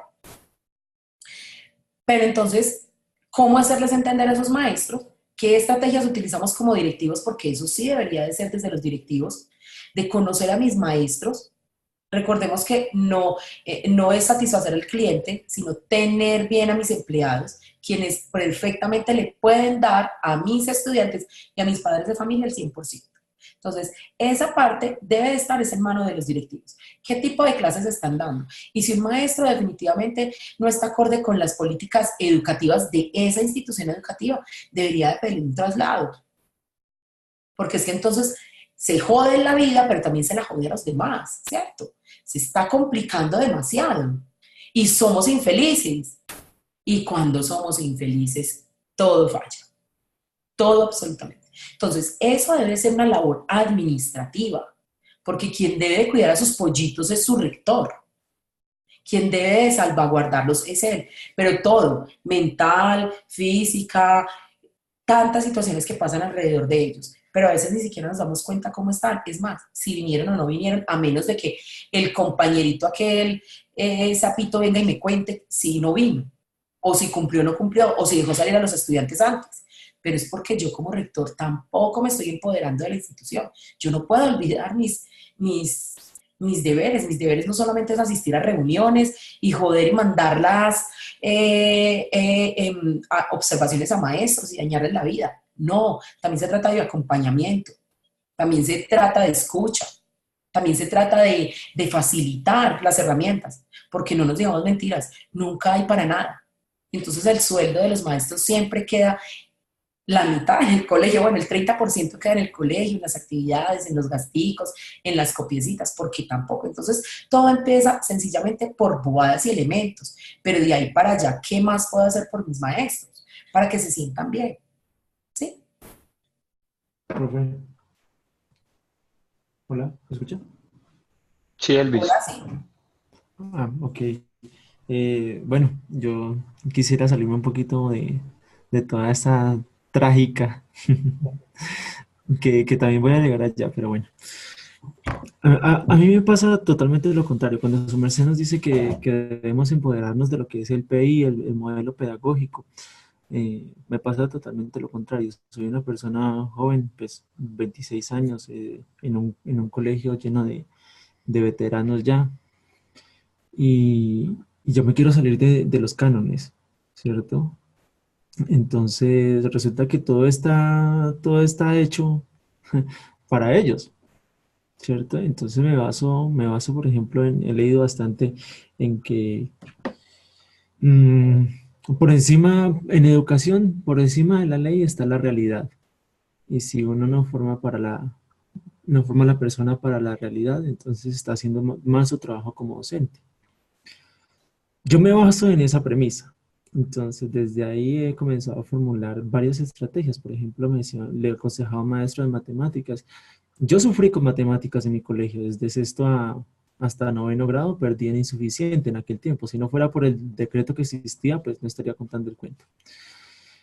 Entonces, yo le digo, sálgase de esos cánones y mejor comience a enseñar matemáticas en programación. Enséñale a programar a los niños que hay matemáticas se utiliza harto. Comience por algoritmos, luego comience por áreas de triángulos y sucesivamente. Enséñales algo que de verdad sea útil. Y bueno, dice, es que tengo que seguir el plan de estudios. Yo no me puedo salir del plan de estudios. Y bueno, hablando con el de lenguaje, por ejemplo, no, es que tengo que enseñar gramática. O es que tengo que enseñar en situaciones reales yo le digo, pero si es que el lenguaje es útil en la medida en que me sirve para mí, en medida en que esté contextualizado. Dije, no, es que así está el plan de estudios, yo no puedo salirme de ahí. Tengo que enseñar el contenido, ¿cierto? Y pues en sociales, en mi área, ni se diga. Entonces, que yo rompo a veces esos cánones y traspaso esas barreras, yo lo hago, pero exponiéndome, por ejemplo, a muchas cosas, ¿cierto? Eso es trágico también. Entonces la pregunta yo quisiera, ¿es válido basarse en esa premisa? ¿Queda simplemente en la ética profesional del docente o lo estoy haciendo mal? Porque desde el punto de vista legal eso está mal hecho, pienso yo. Lo dejo a su interpretación. Gracias. No, no, Elvis, Jonathan, no, mira, no está mal salirse de los cánones establecidos. Es más, los maestros somos de por sí desobedientes y rebeldes. Nosotros, para poder lograr muchísimas cosas, hemos tenido que acudir a ese tipo de situaciones.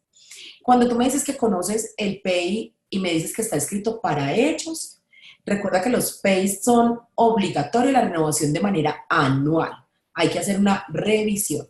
Lastimosamente, los administrativos no hacen una revisión o la hacen dejándosela solamente a 2 o 3 personas a cargo y terminan todos desconociendo qué fue lo que sucedió y los cambios que se le hicieron.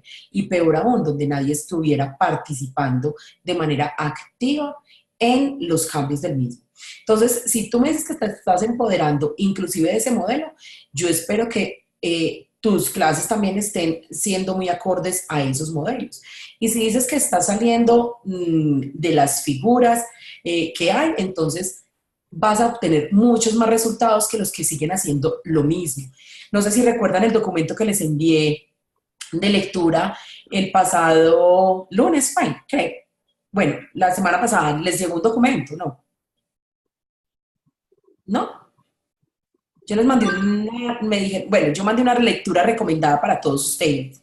Y en esa lectura, inclusive, la primera frase decía eso, el maestro que hace exactamente lo mismo, a ver si la tengo por acá escrita, que hace siempre lo mismo, pues no va a obtener sino lo mismo.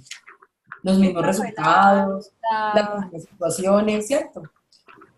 La lectura sí llegó, la evaluación educativa, conceptos, funciones y clips. Sí. Ahí está. ¿La tienes ahí abierta? Discúlpame. Sí, señora. Ok, ¿me regalas la oración, la frase empezando?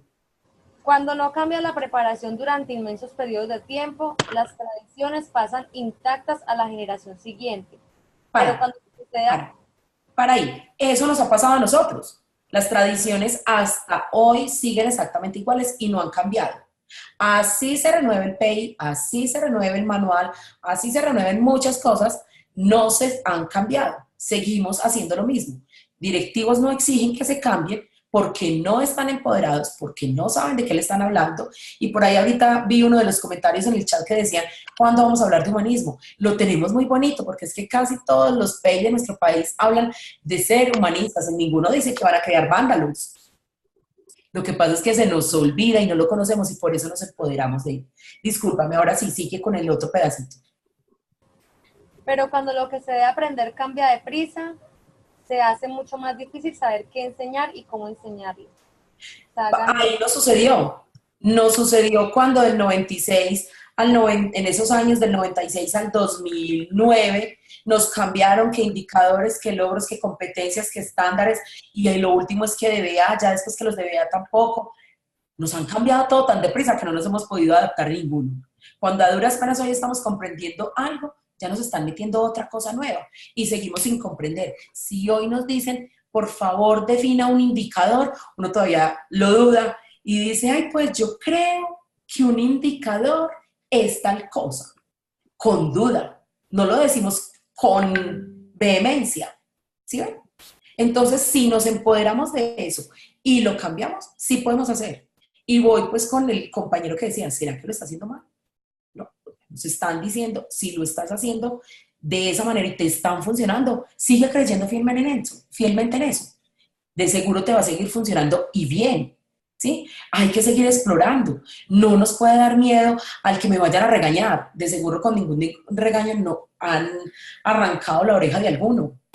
Dará rabia por un momentico, pero la satisfacción que se siente al interior del salón cuando yo estoy haciendo lo que me funciona, bajo unos parámetros normales y legales, sin transgredir obviamente un estudiante, sin sobrepasar algunas líneas de ética, sociales, pues que son las normales, pues no hay problema, estamos aprendiendo dentro de la clase.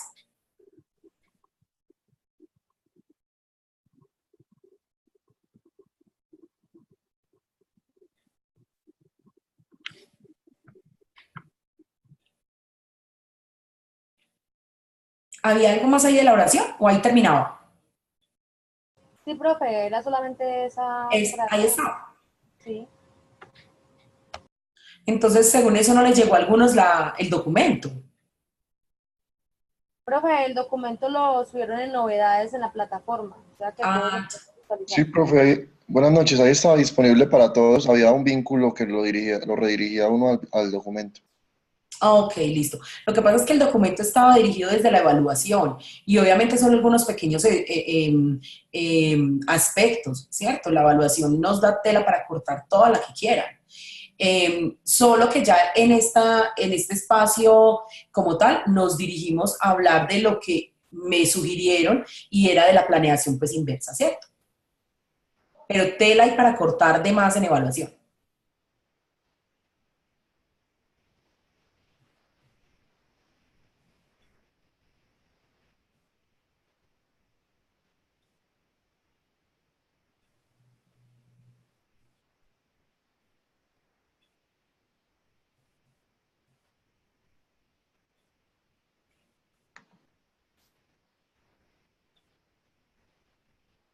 Bueno, no sé si alguien más quiere comentar, preguntar, sugerir acerca de lo que estuvimos pues como hablando la noche de hoy y bueno, las inquietudes, si es que las hay.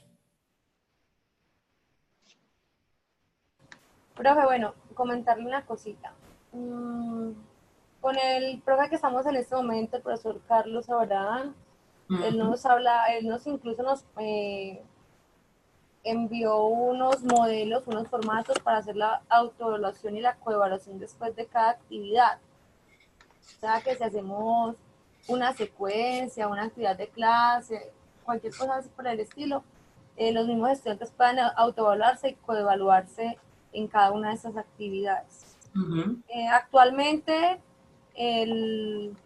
las plataformas de las instituciones tienen la autoevaluación y la coevaluación al final del periodo. O sea que realmente los docentes venimos a hacer esa auto y coe al final del periodo, nunca se hace dentro del periodo como tal, sino ya para el final.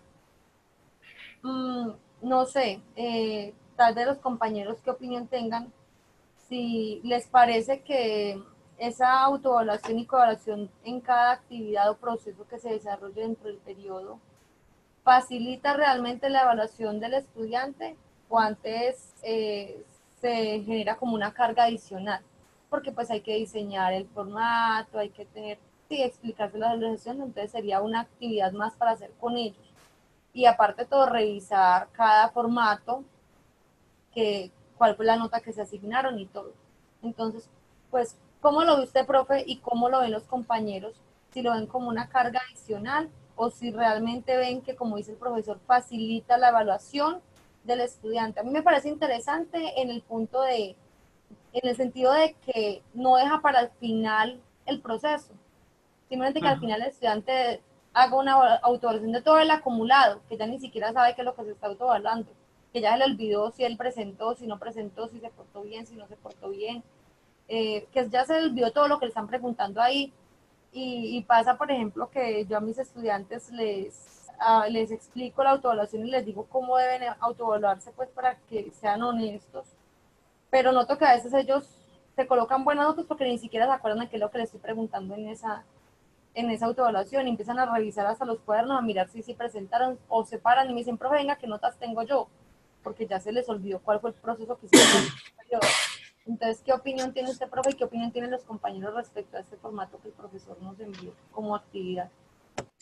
Bueno, Maritza, sí, mira que cuando estuvimos hablando en el transcurso de la conferencia, esa era una de las recomendaciones importantes, el no dejar la auto y la hetero, bueno, todas este tipo de de evaluaciones solamente para el final, porque se nos están olvidando cuáles son las funciones de la misma, ¿cierto? La otra es que una autoevaluación constante no la hacemos diario, nosotros diario decimos, ay, Dios mío, hice lo otro, ¿será que sí? De pronto fue por este, o cuando uno termina la clase, termina haciéndose esa autoevaluación. A veces pensamos que definitivamente la autoevaluación tiene que ser supremamente estructurada y de pronto sí debe serlo para un final de periodo porque requiere el mirar toda una serie de actividades hechas. Pero, por ejemplo, si tú terminas de autoevaluar una clase y tienes un pequeño, no sé, 3 preguntas, 3 ítems que sean válidos, así el tema sea de geometría, de matemáticas o de español, pero que te sirvan para que él mismo se piense y donde sea válido hoy 5 y donde mañana sea válido 1, porque, profe, reconozco, no hice, no trabajé, no esto, no esto, para la próxima voy a mejorar. Entonces, puede ser pequeño, porque si no se va a convertir en un problema muy grande. Imagínate tú cada tema, entregar una autoevaluación, la revisión, la elaboración del mismo responsable, pero si si nos inventamos un cuadro pequeño, vuelvo y te digo, tres ítems a poner, inmediatamente terminaron, o va a ser parte, se le entrega cuando se hace la evaluación del tema, cómo terminó,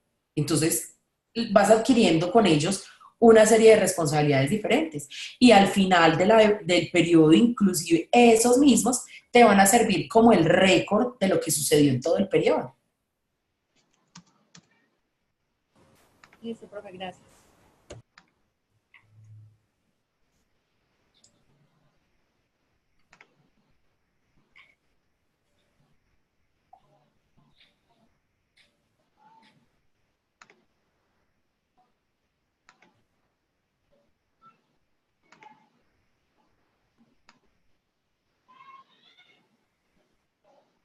Bueno, no sé si entonces podemos ir dándole cierre al encuentro del día de hoy. Agradecerles a todos por la participación, por los comentarios en el chat, por las preguntas que obviamente solamente entre los maestros podemos entenderlos porque para muchas otras personas pueden ser tomadas, como lo decía el compañero ahora, como sindicalistas, como desobediencia, como lambones del rector, como muchas cosas, ¿cierto? Que solamente las podemos hablar entre nosotros porque al fin y al cabo entendemos del día a día. Y no, les quedan mis daticos y mi correo dentro con la misma gente de la universidad por si tienen alguna inquietud, alguna pregunta o tener algún tipo de acercamiento pues académico con este tipo de temas. Me alegro mucho estar con todos ustedes. Listo, profe, muchas gracias. Entonces, hasta luego compañeros, que tengan una muy feliz Muchísimas noche. gracias a Gracias, todos. compañero. Buenas noches a Profe, todos. muchas gracias. Muchas gracias, profesora América. Muy enriquecedora su charla. Que esté muy bien y que descanse. A nombre de todos, muchísimas gracias. A ustedes Dios les pague, que estén muy bien. Gracias. Una pregunta, qué pena. La vez pasada se colocó como un enlace para firmar algo de la asistencia. En esta ocasión no. Sí, también lo Ahí envié. está, acabó de enviarse, Daniel. La verdad es que Sí, yo sí recomendaría que de pronto no lo dejaran tan hasta el tan al final, final. porque sí, porque por ejemplo, mire, despidió la profesora y ya todos Ah, los listo, ya. detalles ya saben que está Sí, ahí. ya lo vi. Gracias. Bueno.